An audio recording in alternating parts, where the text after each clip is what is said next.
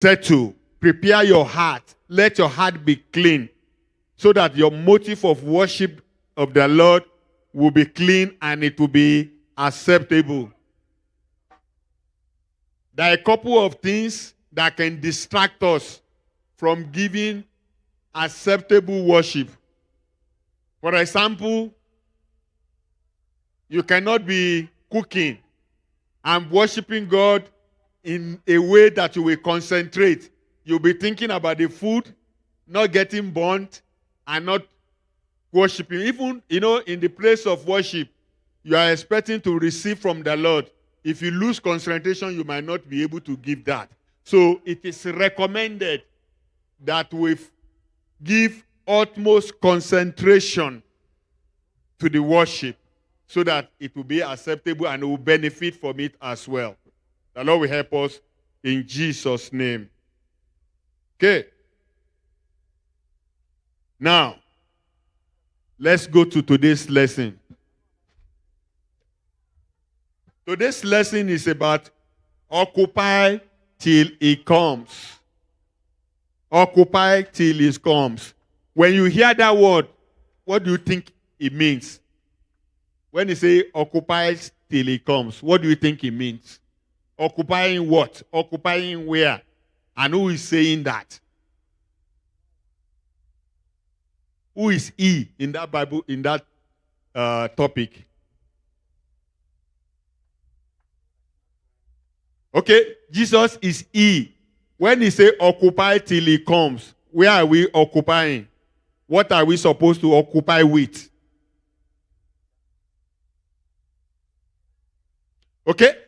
Occupy till he comes is do all the things that he commits into your hand and heart to do. Use the talent and the resources that he has given you. And one of those things you can do is evangelism. There are a couple of things you can do, but for today's lesson, it's going to be about evangelism. The Lord will help us in Jesus' name. Okay. Let's, the technical team, help me with Deuteronomy 30, verse 19. And we are going to read it together. That is our memory verse. Deuteronomy 30, 19. Deuteronomy 30, 19. Technical, please. We will recite it together at the count of 2. Let's go. 1, 2. It's there on the wall. I called heaven and the earth as witnesses today against you, that I have set before you life and death, blessing and cursing. Therefore choose life, that both you and your descendants may live. Deuteronomy 30, 19. Okay? Like we did in the first service, I want a fast reader to read Matthew 25, 14 to 30 for us, and the rest of us will pay attention. This is an expo. Like I want you to pay attention. What are the gifts that are given?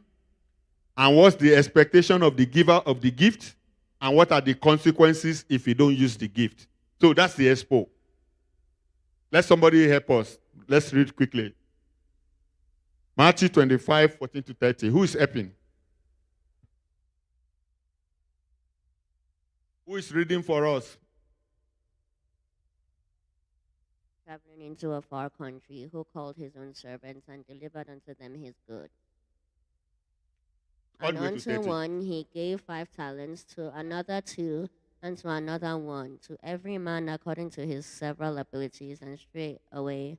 Then he that had received the 5 talents went and traded with the same, and made them other 5 talents.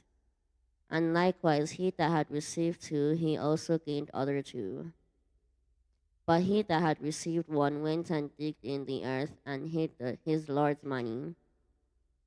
After a long time the Lord of those servants cometh, and reckoneth with them. And so he that had received 5 talents came and brought other 5 talents, saying, Lord, thou deliverest unto me 5 talents. Behold, I have gained beside them 5 talents more. His Lord said unto him, Well done, thou good and faithful servant. Thou hast been faithful over a few things, and I will make thee ruler over many things. Enter thou into the joy of thy Lord. He also that had received 2 talents came and said, Lord, thou deliverest unto me 2 talents. Behold, I have gained 2 other talents beside them. His Lord said unto him, Well done, good and faithful servant. Thou hast been faithful over a few things. I will make thee ruler over many things. Enter thou into the joy of thy Lord.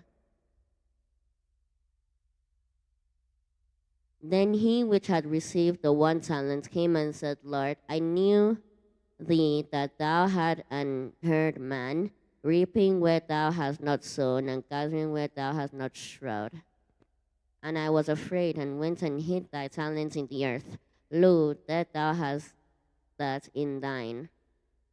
His Lord answered and said unto him, Thou wicked and slothful servant, thou knowest that I reap where I sowed not, and gathered where I have not strawed.